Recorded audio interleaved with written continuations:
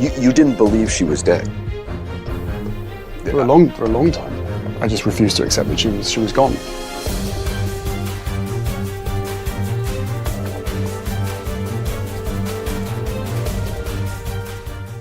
For decades, the world believed they knew the truth about Princess Diana's tragic death. A terrible car accident in Paris, caused by a drunk driver and pursuing paparazzi. The people's princess, taken too soon in a senseless tragedy. But now, a shocking revelation has turned that narrative upside down, leaving the British royal family and the entire world reeling. What could possibly be more devastating than the original tragedy? The truth behind what really happened that fateful night in Paris is more unimaginable than anyone could have suspected. The shocking revelation. On a rainy Tuesday morning in London, crowds gathered outside the Old Bailey, Britain's central criminal court, as rumors swirled about a secret trial that had been conducted behind closed doors. Security was unprecedented, with armed officers creating a perimeter around the building and all electronic devices banned from the proceedings. When the Lord Chief Justice emerged to address the waiting press, his face was ashen. "Today, I must deliver news of such gravity that it will forever alter our understanding of recent British history," he began, his voice wavering slightly. "Following a trial conducted with the highest security protocols, evidence has been presented that has led to the conviction of a member of the royal family in connection with the death of Diana, Princess of Wales." The crowd fell silent as the impossible words hung in the air. The justice continued. "Prince Harry, Duke of Sussex, has been found guilty of conspiracy to commit murder in the death of his mother. The sentence is life imprisonment without possibility of parole." The world stood still. How could this possibly be true? Diana's youngest son, who had been just 12 years old when she died, convicted of orchestrating her murder. It defied comprehension. The evidence uncovered. As details emerged in the following days, the story became even more bizarre and disturbing. The case had begun unraveling 3 years earlier, when a former MI6 agent, terminally ill with pancreatic cancer, had come forward with a deathbed confession. He claimed to have knowledge of a long-term operation that had been hidden from all but the highest levels of British intelligence. According to recently declassified documents, the agent had provided investigators with encrypted files that contained surveillance recordings, financial transactions, and communication logs dating back to 1997. Most disturbing were a series of coded messages allegedly sent from a young Harry to unknown operatives in Paris in the weeks before Diana's death. Forensic accountants had traced a series of complex financial transactions through offshore accounts that appeared to link the young prince to payments made to several individuals who were in Paris the night Diana died.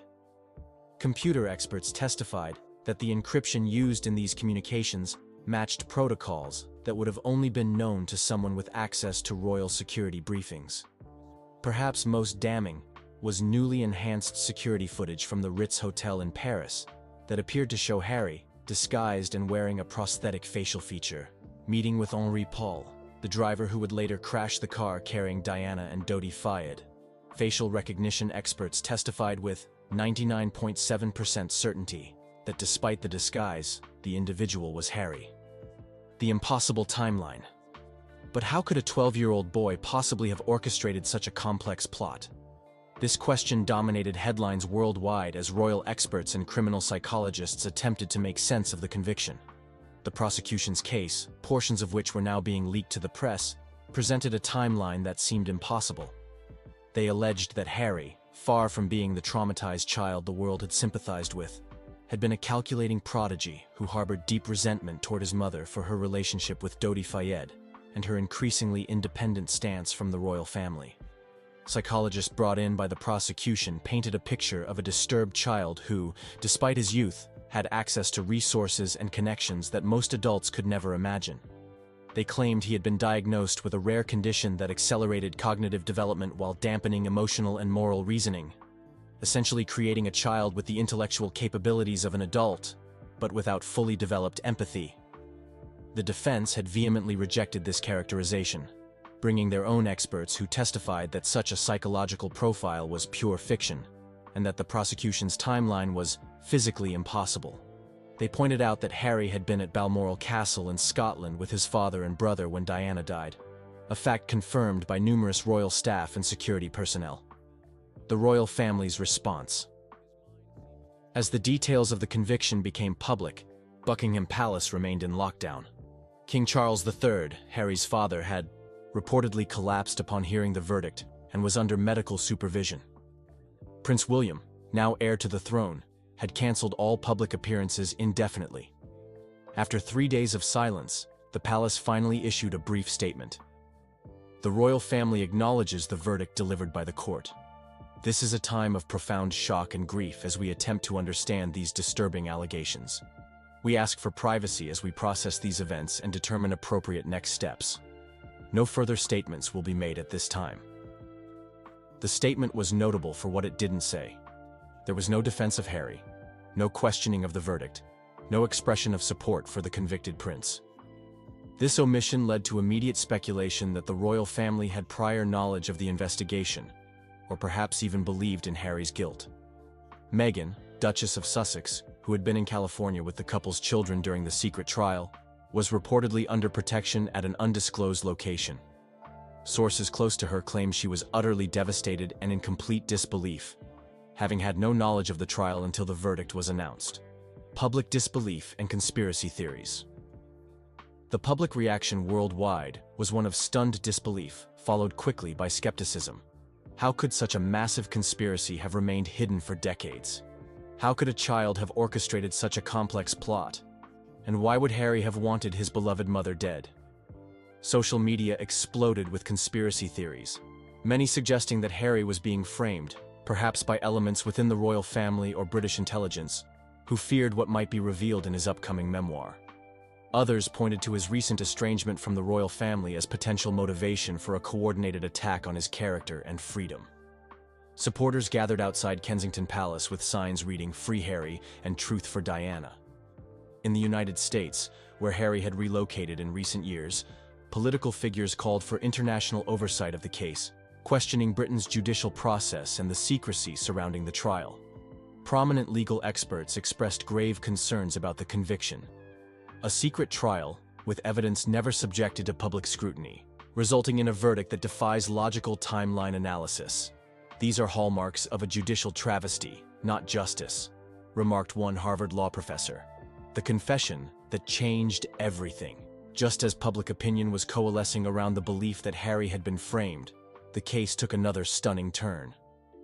1 week after the verdict was announced, Harry requested a television interview from his holding cell at an undisclosed maximum security facility. In a broadcast that would become the most watched television event in history, Harry appeared on screen looking haggard but composed. What followed was a 40-minute monologue that left viewers worldwide speechless. "The truth about my mother's death has been hidden for too long," he began. "While I maintain my innocence regarding the specific charges, there are aspects of that night that the world deserves to know." He then proceeded to outline a narrative so complex and disturbing that it challenged everything the public thought they knew about the royal family. He claimed that while he had not orchestrated his mother's death, he had discovered evidence years later suggesting involvement by other members of the royal family and British intelligence. According to Harry, his recent estrangement from royal duties and move to America had been motivated not by personal preference, but by his discovery of this evidence. "I couldn't continue to represent an institution that I believed was complicit in my mother's death," he stated. Most shocking was his assertion that he had been willing to accept conviction to protect his children. "There are forces at work that have made it clear to me that my children would be in danger if I revealed what I know," he said, his voice breaking. "This conviction, while based on fabricated evidence, serves their purpose of discrediting me while allowing me to protect those I love by maintaining certain secrets." He concluded with words that sent chills through viewers. "I say goodbye to freedom, knowing that someday the full truth will emerge. Until then, I accept this sentence as the price for my children's safety." The aftermath and unanswered questions. In the days following Harry's televised statement, the case became even more convoluted. Legal experts questioned how a defendant who maintained his innocence could be convicted in a fair trial. Intelligence analysts debated whether Harry's claims about threats to his children were credible, or a desperate attempt to rationalize a legitimate conviction. The royal family remained silent, neither confirming nor denying Harry's implications of their involvement in Diana's death. This silence only fueled further speculation, with public opinion increasingly turning against the monarchy as questions mounted. Parliament convened an emergency session to discuss the constitutional implications of a convicted murderer in the line of succession, though far down the list. Legal scholars debated whether the conviction could be challenged in international courts, given the extraordinary nature of the secret trial. Meanwhile, Harry was transferred to an undisclosed prison facility, reportedly under constant surveillance to prevent any possibility of self-harm. Visitors were strictly prohibited, with even his legal team having limited access.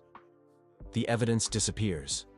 3 months after Harry's conviction, another shocking development occurred. The Ministry of Justice announced that the evidence used to convict Harry had been stolen during a sophisticated breach of government security systems. All digital records, including the enhanced security footage from the Ritz Hotel and the financial transaction records, had been completely wiped from government servers. The physical evidence, including original documents provided by the MI6 whistleblower, had disappeared from a supposedly impenetrable evidence vault. With the evidence gone, legal experts suggested that Harry's conviction should be overturned or at least reconsidered. However, the Lord Chief Justice issued a statement indicating that the verdict would stand, as the evidence had been duly considered by the court before its disappearance. This extraordinary series of events only deepened public skepticism about the case. If the evidence was compelling enough to convict a royal prince of matricide, how could it have been so poorly protected? Was the theft a convenient way to prevent further scrutiny of potentially fabricated evidence? A nation divided, a family destroyed. As months passed, Britain found itself deeply divided. Polls showed that approximately half the population believed Harry was innocent and had been framed, while others accepted his guilt but questioned the circumstances surrounding his confession. A smaller percentage believed in his complete guilt and felt justice had been served for Diana. The monarchy's popularity plummeted to historic lows. King Charles, already advanced in age, appeared increasingly frail in his rare public appearances. There were whispers in political circles about the viability of the monarchy itself, with Republican sentiment growing stronger than at any time in modern British history. Prince William, now effectively the face of the monarchy's future, found himself in an impossible position, unable to defend his brother without potentially implicating his family in Diana's death, yet viewed with suspicion by a public that wondered about his own knowledge of the truth. Meghan and the children remained in the United States under tight security. Sources reported that all communication with Harry was monitored, with their children unable to have private conversations with their father. The documentary that shook the world. 1 year after Harry's conviction, a documentary was released simultaneously in multiple countries to avoid British legal injunctions. Titled The Prince's Tragedy, it featured interviews with former royal security personnel, intelligence officers, and forensic experts who systematically dismantled the timeline of the prosecution's case. Most compelling was testimony from Harry's former protection officers, who provided irrefutable evidence that he had been continuously under their supervision at Balmoral during the critical periods when he was allegedly in Paris. They risked prosecution themselves by revealing classified duty logs and security protocols that had previously been withheld from the defense. The documentary also introduced a facial recognition expert who demonstrated that the technology used to identify Harry in the Paris footage had been manipulated. Using the original algorithm rather than the modified version presented in court, the expert showed that the individual in the footage bore only a 23% similarity to Harry, far below the threshold for identification. Perhaps most damning was an interview with a former MI6 operations director who suggested that the entire case against Harry had been manufactured to prevent him from revealing what he had discovered about Diana's death. When a prince threatens to expose state secrets, conventional methods of silencing him are impossible, the intelligence veteran noted. Character assassination and false imprisonment become the only options. The final goodbye. 2 years into Harry's sentence, as legal challenges to his conviction gained momentum and public pressure for a retrial mounted, another shocking announcement came from the prison authorities. Prince Harry had been found dead in his cell, apparently by suicide. According to the brief official statement, he had left a note reading simply, "The truth dies with me. Keep them safe." No autopsy results were released, and his body was quickly cremated before independent examination could be arranged. Meghan released a statement questioning the suicide ruling and demanding an international investigation. But her voice was largely drowned out by the wave of memorials and retrospectives that followed Harry's death. The narrative quickly shifted from questions about his conviction to reflections on his troubled life. In a final twist that seemed to confirm the darkest suspicions, all pending legal challenges to Harry's conviction were administratively closed within days of his death. The judge who had been reviewing the appeal request recused himself without explanation and subsequently left the country. The legacy of doubt. Today, years after these extraordinary events, the truth about Princess Diana's death and her son's conviction remains obscured. The official record states that Harry was guilty of conspiring in his mother's murder and later took his own life in prison. But millions around the world remain convinced that this narrative conceals a far more disturbing reality. Annual vigils are held outside Buckingham Palace on the anniversary of both Diana's and Harry's deaths. Conspiracy theories continue to flourish, books and documentaries regularly revisit the case, and justice for Harry remains a rallying cry for those who believe in his innocence. The monarchy has never fully recovered from the scandal. While it continues to function, its mystique and public support have been permanently damaged. King Charles passed away not long after his son, with many attributing his decline to the stress of these events. William now reigns as a king forever shadowed by questions about his brother's fate and his own knowledge of the truth. Meghan and the children remain in America, where they live under assumed names, rarely seen in public. On the anniversary of Harry's death each year, an anonymous donor places lilies, Diana's favorite flower, on a bench in a London park with a card that reads simply, "The truth never dies. Only goodbye for now, not forever." For a public that once mourned a princess, then watched her sons grow up under the weight of that tragedy, the story's final chapter seems cruelly fitting. More questions than answers, more shadows than light, and a family destroyed by secrets that may never be fully revealed. She was the villain. She was the third person in the marriage. She needed. Let's take a look at the intriguing and controversial life of King Charles, a prominent figure in the British royal family, as Kayleigh McEnany unveils a comprehensive exposé on his secrets, scandals, and untold stories. This revealing narrative also sheds light on the journey of his current queen consort, Camilla Parker Bowles. From the early days of Camilla's romance with Prince Charles, through years of public scrutiny and scandal, to her eventual acceptance into the royal fold, we explore every detail of their complex relationship.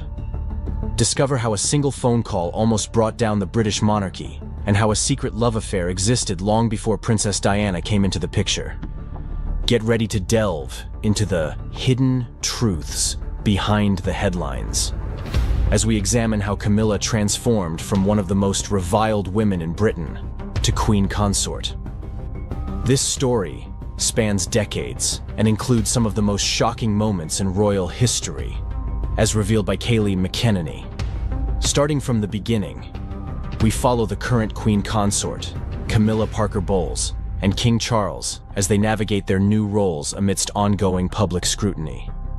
Their relationship has been anything but smooth, marked by scandal and controversy, notably during Charles's marriage to Princess Diana. However, the revelations didn't stop there. Uncover the secret Queen Camilla revealed about King Charles, and explore the royal love story that intertwines Charles, Camilla, and Diana, adding layers of intrigue to this narrative that mirrors a fairy tale with its unexpected twists and turns. On a breezy afternoon in 1970, during a polo match at Windsor Great Park, Charles encountered Camilla. She broke the ice by mentioning that her great-grandmother had been the mistress of Charles's great-great-grandfather, highlighting their shared history. It's quite an introduction. Historians suggest they may have been introduced by a mutual friend, Lucia Santa Cruz, but regardless of how it happened, sparks flew, and they began dating. Their bond was genuine, marked by real happiness and togetherness. However, their romance was interrupted when Charles was sent to serve in the Royal Navy. During their time apart, Camilla made a pivotal decision and married Andrew Parker Bowles in 1973, a man who had once dated Charles's sister, Princess Anne. Despite her marriage, Camilla and Charles maintained their connection, with Charles even becoming the godfather to Camilla's son Tom. Rumor has it that Charles made a last-minute attempt to stop Camilla's wedding.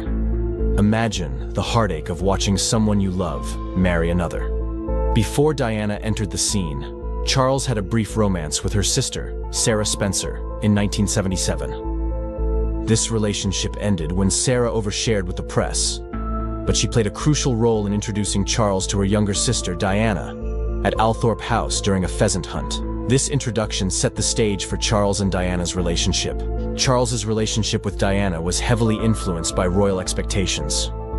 By the late 1970s, he was under pressure to find a suitable wife, and Diana, young and seemingly perfect for the role of a princess, fit the bill. Despite this, Charles's heart always seemed to be drawn to Camilla. Their early days were filled with joy, a stark contrast to the challenges that lay ahead for Charles. The impact of Charles's first love with Camilla was profound, enduring through the years. Camilla would later reveal the full truth about Charles. But before we get to that revelation, let's delve deeper into Charles and Diana's story, from teenage crush to royal partnership. Their early days were filled with charming but awkward moments. In November 1977, Diana, a 16-year-old schoolgirl, met 28-year-old Charles, a prominent royal figure, at Althorpe. Thanks to her sister Sarah, who had once dated Charles, the dinner was buzzing with excitement when the prince arrived.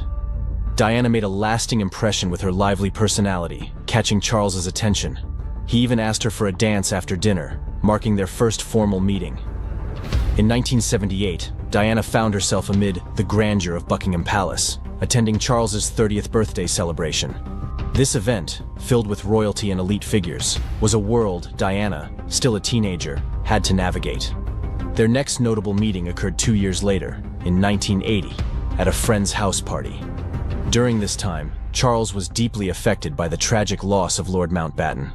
Diana's empathy and kind words touched Charles profoundly. She noticed his sadness and told him he shouldn't be lonely and deserved someone to care for him. This genuine moment of compassion brought them closer, revealing a side of Diana that Charles hadn't fully seen before. Diana's popularity with the public soared, endearing her to the British people with her genuine warmth and relatability. This increasing public admiration added strain to her already challenging marriage with Charles. The constant media spotlight created a fishbowl existence for Diana, where every move was scrutinized and every gesture analyzed. Despite the glamour and prestige of her position, Diana's life was far from a fairy tale, filled with personal struggles and a relentless quest for privacy and normalcy for herself and her children. Her journey was marked by immense personal growth and resilience, even as she sought to find her own identity within the strict confines of royal expectations. Later that year, Diana received an invitation to the royal family's Balmoral estate. This visit was significant, almost like an audition for royal approval. Diana fit in effortlessly, charming everyone with her natural ease, and even learning to fish with Charles. The paparazzi quickly caught on to their growing relationship, and Diana became a media sensation. They were particularly captivated by a photo of her at her kindergarten job, which inadvertently revealed more than intended due to the sunlight behind her skirt. Charles's comment about Diana's legs being spectacular indicated a shift in their relationship to something more personal and less formal. By January 1981, with the media frenzy at its peak, Prince Philip decided it was time for Charles to make a decision. He sent a letter to Charles, urging him to either propose to Diana or end their relationship to protect her reputation. Charles took this as a royal mandate, leading to a proposal and what would become the wedding of the century. On February 6, 1981, Charles proposed to Diana, and she accepted. This royal engagement was a major event, filled with immense pressure and expectations. A few weeks after the proposal, the couple gave a televised interview. It was charming until a seemingly simple question cast a shadow over their happy news. When asked if they were in love, Diana immediately said yes, but Charles's ambiguous response about what being in love meant raised some eyebrows. At the time, this was perhaps seen as typical royal reserve. On July 29, 1981, the highly anticipated royal wedding took place at St. Paul's Cathedral in London, drawing an estimated 750 million viewers worldwide. Diana, stunning in an ivory silk gown with a 25-foot train, the longest ever worn by a British royal bride, exuded elegance despite her visible nerves, which led her to mistakenly call Charles by the wrong name during their vows. The wedding's splendor was undeniable, yet hints of underlying challenges and pressures were present from the beginning. Remarkably, Diana and Charles had only met 13 times before his proposal. Imagine committing to marriage after so few encounters. Their honeymoon, expected to be filled with romance and joy, turned out to be far from idyllic. Instead of basking in newlywed bliss, the couple spent time reading books by Charles's favorite author, Lawrence van der Post. Diana later revealed in taped interviews for a biography that her hopes had already faded by the second day of the honeymoon. She felt exhausted and emotionally drained, not from happiness, but from the immense pressure of adapting to her new royal role. In retrospect, both the engagement and wedding were grand yet bittersweet events, marked by celebration and underlying struggles, with millions witnessing only the surface glitter, unaware of the deeper challenges. Despite their history, Camilla attended the royal wedding, likely due to her husband, Andrew Parker Bowles's position as the commanding officer of the Household Cavalry Mounted Regiment. At this time, both Charles and Camilla were married to others, and it seemed their romantic involvement had ended. I'm 75 now, and I can't remember anybody except the Queen being there. In a shocking turn of events, tensions have reportedly flared within the royal household, with King Charles allegedly delivering a harsh reprimand to Queen Camilla, sparking an unexpected reaction. Sources close to the palace reveal that this confrontation may have stemmed from a recent disagreement on a sensitive matter within the monarchy, leading to a rift between the royal couple. Camilla, known for her resilience, was visibly shaken by Charles's words, and insiders suggest that she had a rare public outburst that left those around her stunned. This latest episode hints at underlying issues between Charles and Camilla, and while the royal family typically handles disputes in private, this incident has fueled fresh speculations about growing discord. The royal couple's public image has always emphasized unity, but this incident raises questions about the stability and cohesion within the royal household. Queen Camilla's life within the royal family has been marked by transformation, dedication, and public intrigue that have defined her journey from a figure surrounded by controversy to a respected royal. Her role as the queen consort of King Charles III places her in a unique position within the British monarchy, a position that carries immense responsibility and influence, as well as expectations that she continues to reshape. Camilla's role in the royal family has evolved over the years, particularly as she transitioned from Duchess of Cornwall to Queen Consort. Early on, her presence was often met with public skepticism, but she steadily became a committed and reliable figure beside Charles. Camilla has embraced her role with a focus on philanthropy, supporting numerous causes, and making a real difference in communities across the United Kingdom. From championing issues related to literacy, health, and domestic violence to supporting the arts, her work emphasizes connection and empathy. Many people have come to see Camilla as a grounded, relatable royal, often using her position to give a voice to issues that might otherwise remain in the shadows. One of her most prominent initiatives has been in the area of literacy and education, a cause she is deeply passionate about. Camilla founded the Reading Room, an online platform that celebrates literature and encourages readers to come together. The initiative has grown immensely popular, with readers around the world engaging in discussions, following Camilla's personal book recommendations, and participating in live author events. Her dedication to this cause shows her commitment to leaving a meaningful legacy, one that promotes the enrichment of minds and the encouragement of lifelong learning. Camilla's role in championing health issues is also significant. She has worked with organizations that promote awareness of osteoporosis, a disease that affected her mother and grandmother. Through her personal experiences, she has been able to bring greater attention to the disease and encourage people to seek support and treatment.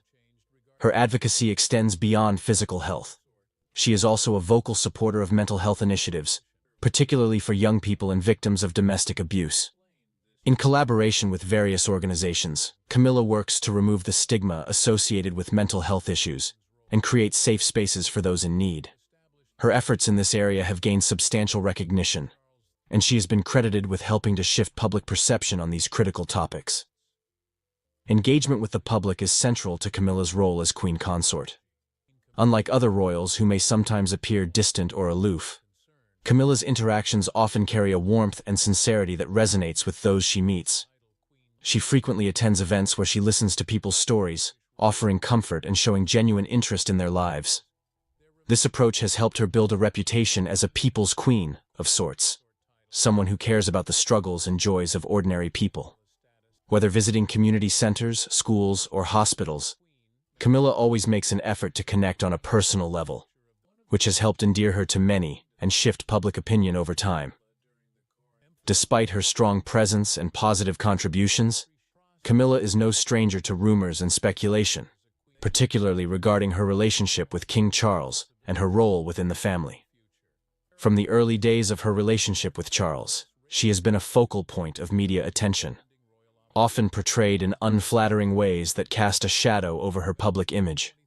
Rumors surrounding her influence on the king, as well as her relationships with other royal family members, continue to surface from time to time. While these stories are frequently exaggerated or unfounded, they reflect the challenges she faces in maintaining her reputation in the public eye. One recurring rumor is that Camilla wields a significant amount of influence over King Charles. Some speculate that she is a key advisor to him, particularly on issues related to modernizing the monarchy. While the extent of her influence is not publicly known, it is likely that, as his closest confidant, she does provide insight and support that helps guide his decisions. Their relationship, forged over many years and many challenges, is built on mutual respect, and it's understandable that Charles might value her perspective. Still, the notion that Camilla could influence policy decisions or the monarchy's future is often blown out of proportion by tabloids eager to stir up controversy. In addition to questions about her influence, Camilla's relationship with other members of the royal family is another area of interest and speculation. While there have been reports of tension between her and other royals, especially in the early years of her marriage to Charles, insiders suggest that these relationships have evolved over time. Camilla has reportedly made efforts to build rapport with the younger generation of royals, including Prince William and Prince Harry. While the dynamics within the family are complex and often strained by public expectations and media pressure, it appears that Camilla is generally well regarded and respected by her extended family members. Looking ahead, Camilla's future as queen consort promises both challenges and opportunities. As the monarchy adapts to the demands of a rapidly changing world, Camilla will play a crucial role in shaping its direction and relevance. Her focus on social issues, coupled with her approachable demeanor, positions her as a bridge between the traditional aspects of the monarchy and the progressive values that many people, particularly younger generations, wish to see embraced by the royal family. Her ability to connect with the public and her willingness to engage on difficult topics suggest that she will continue to be an important figure in the monarchy's public outreach. One potential challenge for Camilla moving forward is navigating the scrutiny that inevitably comes with her role.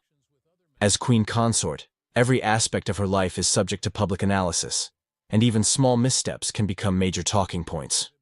However, her experience over the years has equipped her to handle criticism with grace and resilience. Camilla's approach to public life is less about perfection and more about authenticity. She understands that connecting with people sometimes means showing vulnerability and acknowledging imperfections. Another area where Camilla could make a lasting impact is in the modernization of royal traditions. While King Charles is known for his interest in environmentalism and the arts, Camilla's focus on social issues and her relatively progressive approach to her role could encourage the monarchy to adapt to contemporary values. This includes promoting greater inclusivity within the institution and expanding the monarchy's involvement in issues like mental health and domestic abuse. By aligning the monarchy with causes that resonate with modern audiences, Camilla can help ensure its relevance and importance in the years to come. Ultimately, Camilla's journey as queen consort is one of reinvention and resilience. She has proven that, despite initial opposition and ongoing rumors, it is possible to carve out a meaningful role within one of the world's most scrutinized institutions. Her engagement with people, commitment to social causes, and down-to-earth personality have earned her a level of respect that seemed unlikely in the past. Today, Camilla stands not only as King Charles's partner, but as a figure of her own making. A queen consort who has redefined her position through dedication and kindness. As she continues her work, the legacy she builds will reflect her unique approach to the role. Whether through her support for literacy, health awareness, or the various other causes she champions, Camilla is leaving an indelible mark on the royal family. While questions about her influence and relationships will likely persist, her actions speak louder than any rumors.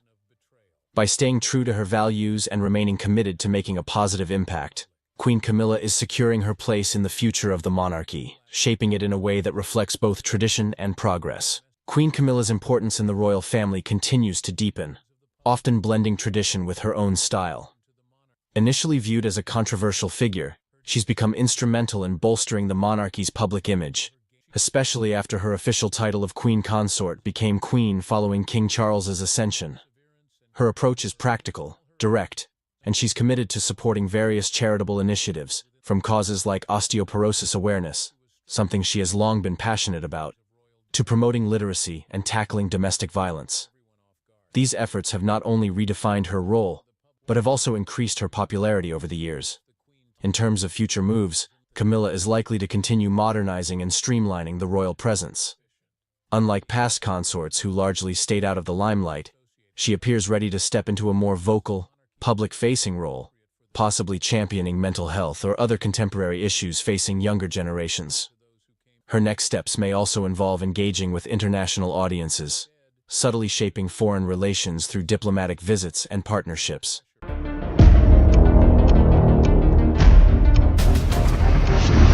Thursday marks 20 years since Princess Diana was killed in a car crash inside a Paris tunnel. For years, people have wondered what really happened to Princess Diana.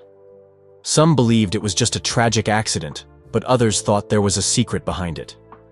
Now, something unbelievable has happened. Queen Camilla has been sentenced for Diana's death. How did it come to this?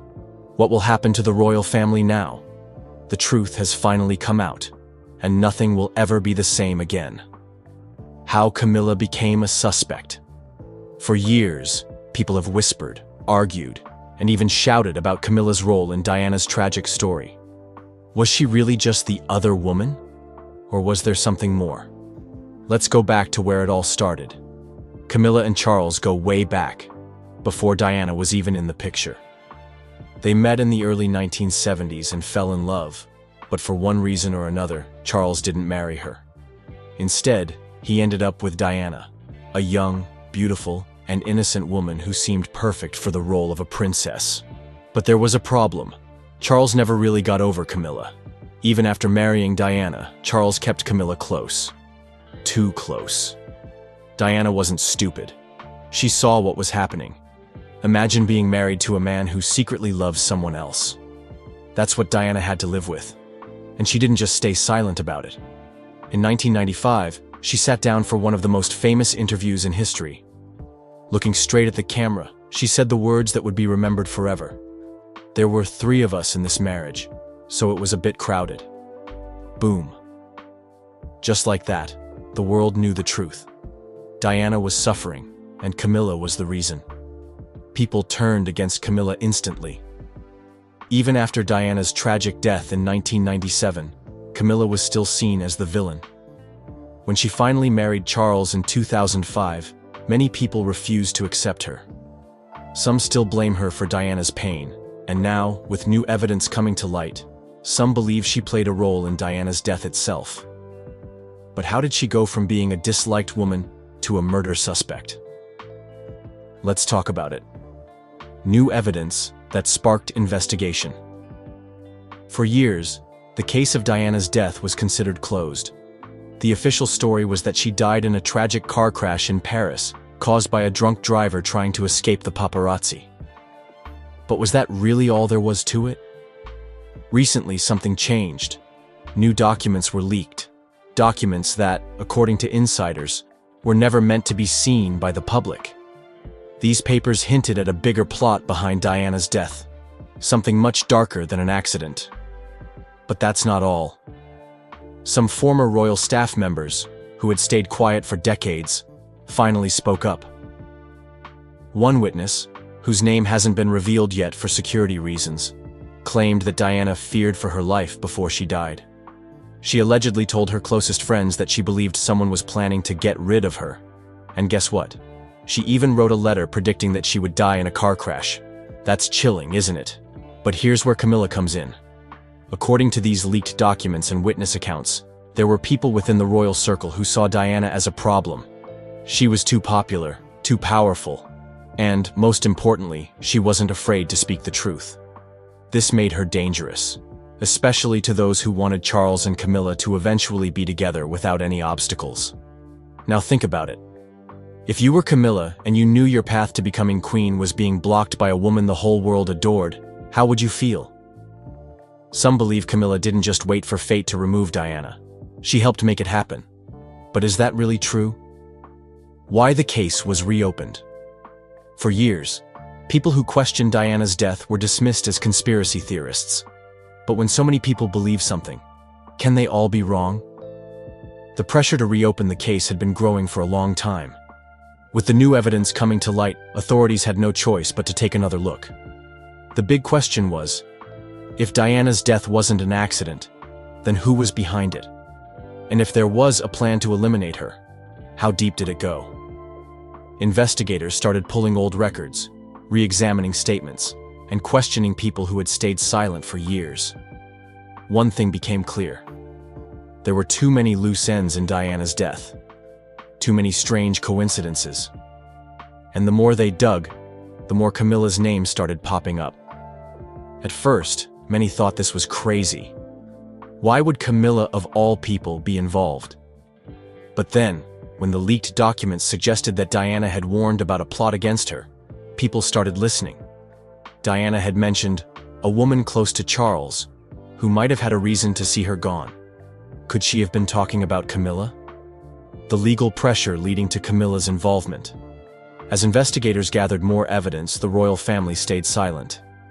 They didn't want to comment on rumors. But behind palace walls, something was happening. Lawyers were being called. Meetings were being held. There was a real fear that this case could turn into the biggest royal scandal in history.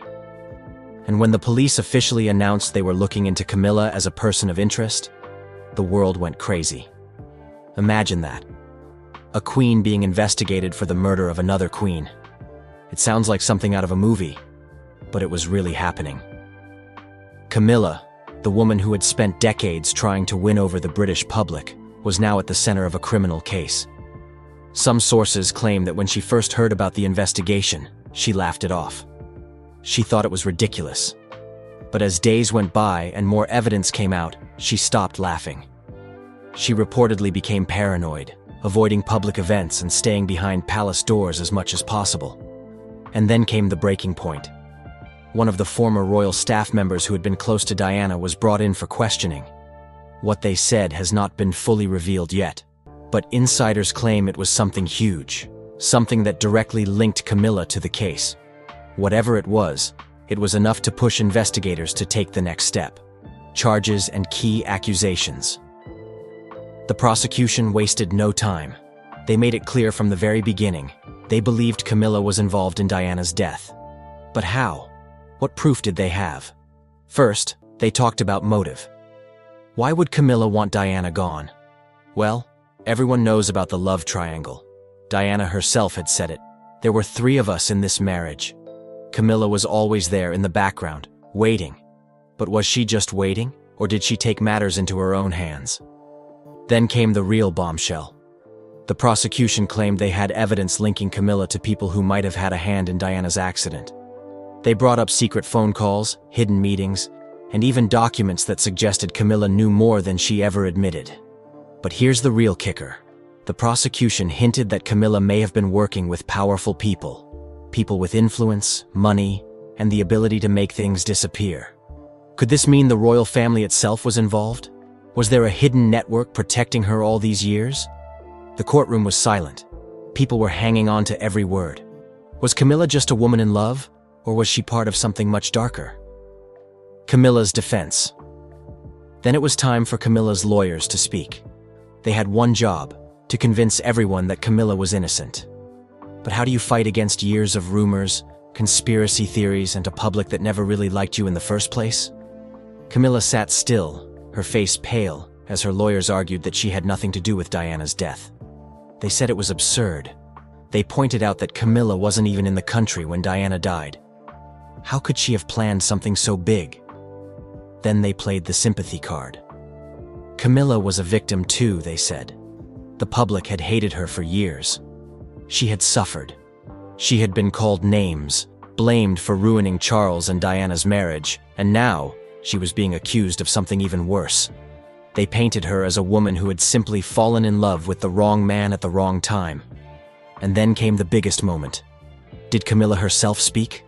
Did she take the stand? Yes, she did. She stood up, hands shaking slightly, and looked straight at the jury. Her voice cracked as she spoke. I did not kill Diana. I had nothing to do with her death. But then came the twist. She didn't stop there. She turned the blame elsewhere. She suggested that if there was a conspiracy, then she wasn't the one pulling the strings. Someone else was. But who? Was she hinting at the royal family? The government? Someone even bigger? People whispered among themselves. What did she mean? Was she telling the truth? Or was she just trying to save herself? Shocking testimonies. And then, the trial took another shocking turn. Witnesses started coming forward. Some of them had never spoken before. Others had been ignored for years. But now they had the world's attention. One former royal staff member claimed they had seen strange meetings between Camilla and people linked to British intelligence. They had overheard conversations about Diana being a problem. A driver who worked for the royal family revealed something even darker. He claimed that the night Diana died, there was already talk inside the palace about what had happened, before the news had even broken. How could they have known so soon? Unless they had expected it?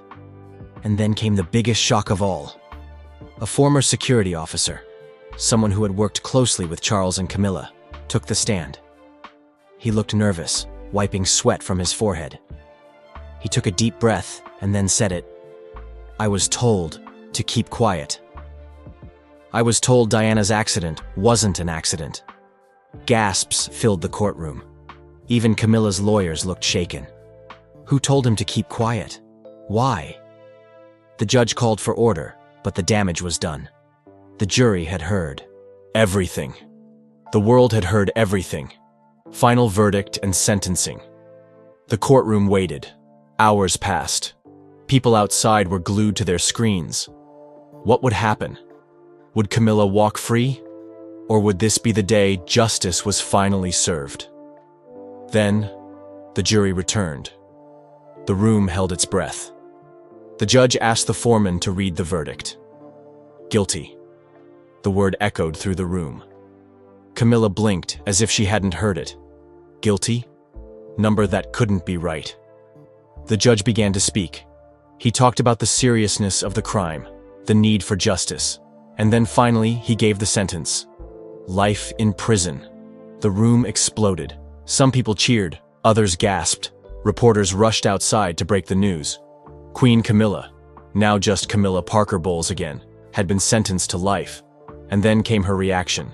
At first, she sat frozen.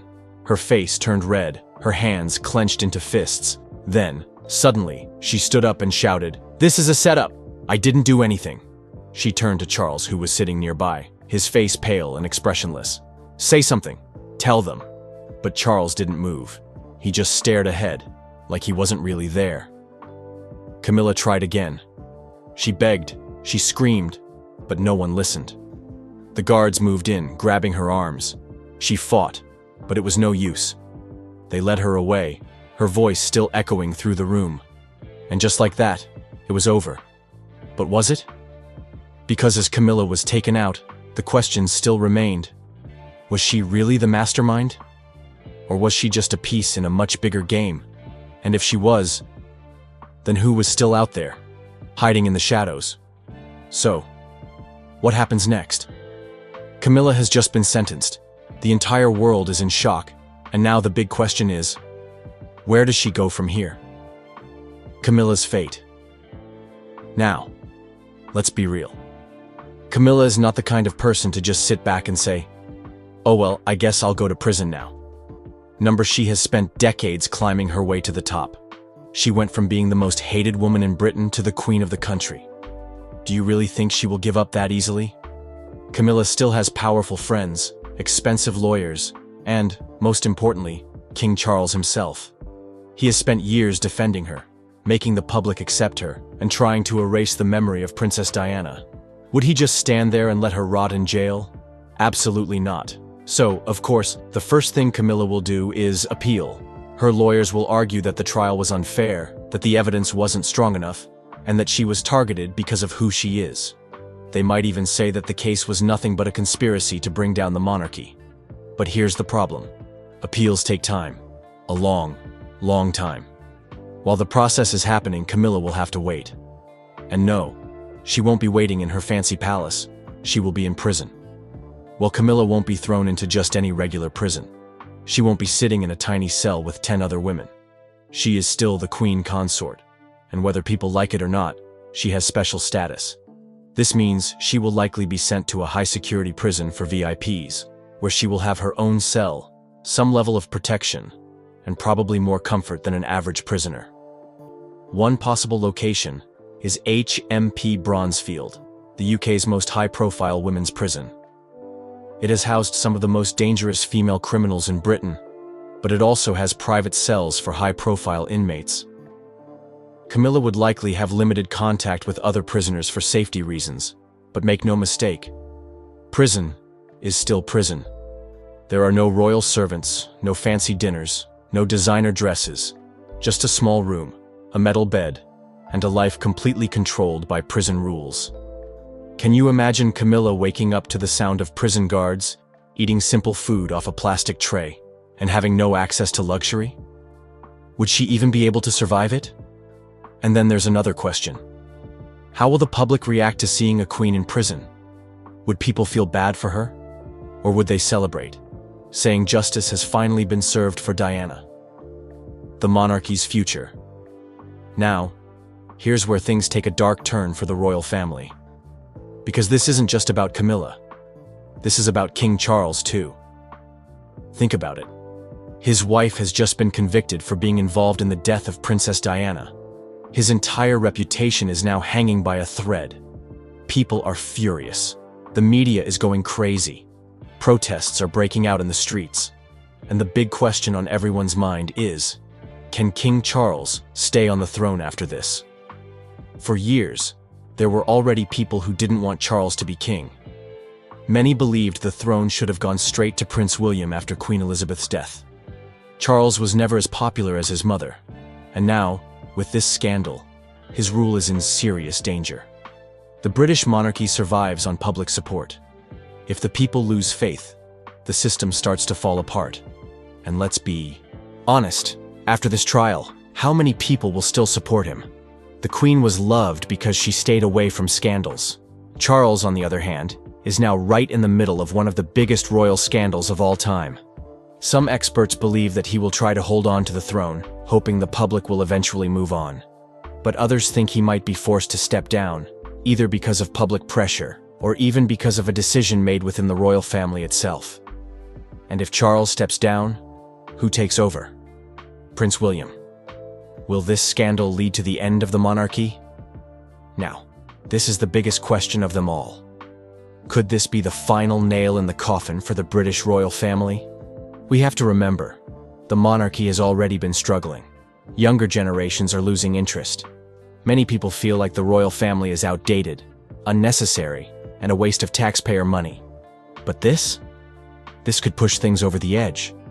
For decades, people have suspected that Diana's death wasn't an accident.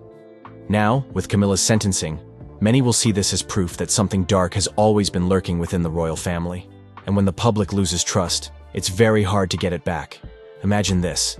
Millions of people demanding the monarchy be abolished, protests outside Buckingham Palace, governments debating whether to cut off funding to the royals. Could we really see the end of the monarchy in our lifetime? One thing is for sure. After this scandal, the royal family will never be the same again. But now, I want to hear from you. Do you think Camilla deserves this sentence? Will Charles survive the backlash, or is his reign doomed? And most importantly, do you believe this could be the beginning of the end for the British royal family? Let's talk about it in the comments. If you enjoyed this video, make sure to hit that like button. It really helps out the channel. And if you don't want to miss the next update on this insane royal scandal, subscribe and turn on notifications so you'll be the first to know when I drop a new video. Thanks for watching, and I'll see you next time.